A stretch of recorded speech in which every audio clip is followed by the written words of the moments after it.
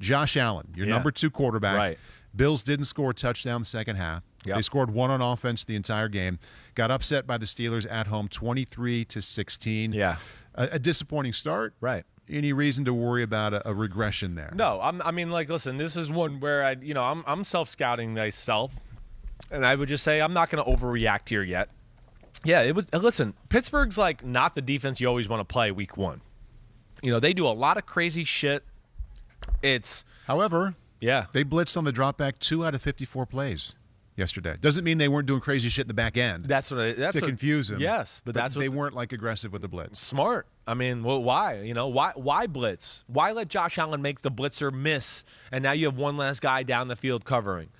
So I think that is a smart gameplay. You got T.J. Watt, you got Cam Hayward, you got guys that should be able to at least get around him, and not let him sit there all day long.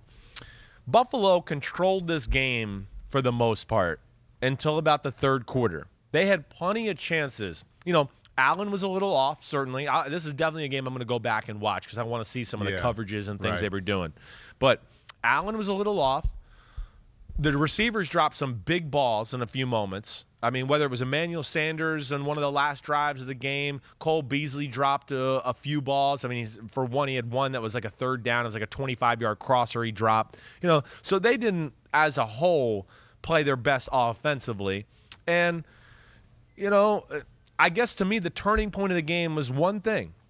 They had the ball many times, at least 2 or 3 times, up 10-6, and couldn't quite just get into field goal territory or get down there to score a touchdown. Their defense was playing phenomenal. I mean, really, Pittsburgh had shown everything was work. They have the 4th down, and I don't know where it was at, Pete. I'm going to say it's at the Pittsburgh 46 or 45. They're just over midfield. They had 4th and 1, and he threw the little toss out to the left to Singletary. They were this is a play we'll probably break down on Wednesday because it needs to be broken down. It wasn't the proper look to run that play is what I basically want to say. It's 10-6 there, and the game was never the same after that. That's where the game changed because now they got a short field, and Big Ben and company went on a 4-play, 52-yard drive, got a little momentum, and then that next series, now it's, of course, 13-10. Buffalo's got the ball. He throws a seam route up the left side to Emmanuel Sanders, who it hits him right in the chest. You got 2 hands on it, and the guy kind of hits him after it and knocks the ball out. Where you go, well, that was a huge play because a few plays later, they blocked the punt and returned it for a touchdown. Yeah. So that was, to me, the game right there. And now you're up 20-10. You don't want to be down 20-10 to Pittsburgh. Right. Because now you're not going to get any blitzes or they're going to play soft coverage. They're going to let their front forward just go be wild, crazy dogs and go get the quarterback. And I thought Josh Allen, a few moments of the game, it was a little too loose. It's Pittsburgh. When you get out of the pocket, you got to give yourself a look around. T.J. Watt's coming. He didn't go, he's out of the pocket. I'll just sit over here and wait for him to throw the ball. They're coming. And, they got the strip sack fumble, and they had a few other plays like that, too, that were very close to disaster. So I'm not panicked on the Buffalo Bills. I think the one encouraging thing is the defense looked very good. I had questions about the defense and what they would look like. Pittsburgh had under 100 yards total offense in the first half. Yeah. I mean, they struggled offensively right away. Buffalo, this game was very close. I mean, Buffalo should have been up by more than 10-6 and 10-3 at points. At least that was my feel watching it. The stats even say, and again, I know I'm not always about the stats, but I think it's still fair to say they kind of controlled the flow of the football game for about almost 3 quarters, at least 2.5, 3 quarters of the game, and then the fourth quarter, Pittsburgh kind of took over from there. While they were controlling it, they weren't scoring. Right. You look at the score. Exactly right. What? Yeah, it's only 10-6. They had the ball all the time. It's Big Ben and the offense are always on the sidelines. Right? It's only that. And really, it's 3 quarters. I'm wrong. They controlled the game for 3 quarters. They did. Yeah. That 4th down miss was in the 4th quarter, where then they drove down to that 52-yard drive and the block punt. That was all 4th quarter. So it was 3 quarters, and you let Pittsburgh hang around. Yeah.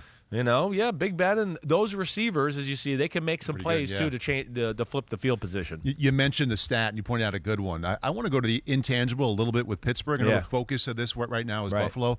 But this was so not your garden variety win for Pittsburgh.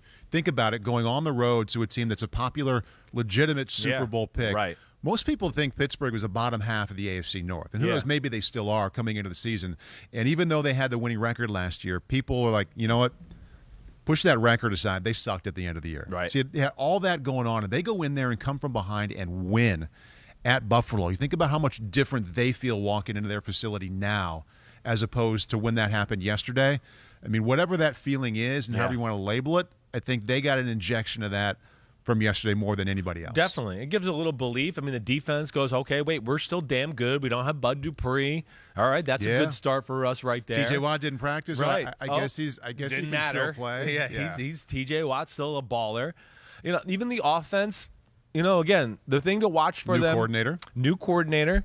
We did see the ball get pushed down the field a little bit. Listen, they're going to give teams problem, too, when you play man-to-man on them a little bit. I mean, Juju, Chase Claypool, and Deontay Johnson, they're going to be just about anybody in football in man-to-man situations, let alone they're coverage receivers. Even when they're covered, they're not. Yeah. They have phenomenal, like we saw Deontay Johnson. Ball got tipped. Yeah. He still got his feet down. Chase Claypool caught a go route down the right sideline.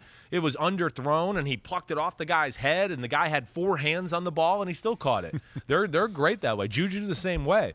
So that's where they're dangerous. They still do got to get the run game going, though. The run game was nothing special yesterday. Right. You know, it was really one run by Najee Harris was his stats for the day. 7 carries for only 8 yards first half. Right. Second half, 9 for 37. 9 for 37, and I think one of them was like a 18-yard gain there that kind of got him down in the red zone. He had one double-digit run. Right, right. Yeah. So I certainly would like to see more from that stance, but either way, it's Buffalo, like you said. It's a good football team. Buffalo's not going anywhere. Right. And it'll give them confidence. And, man, you know, just Mike Tomlin deserves credit.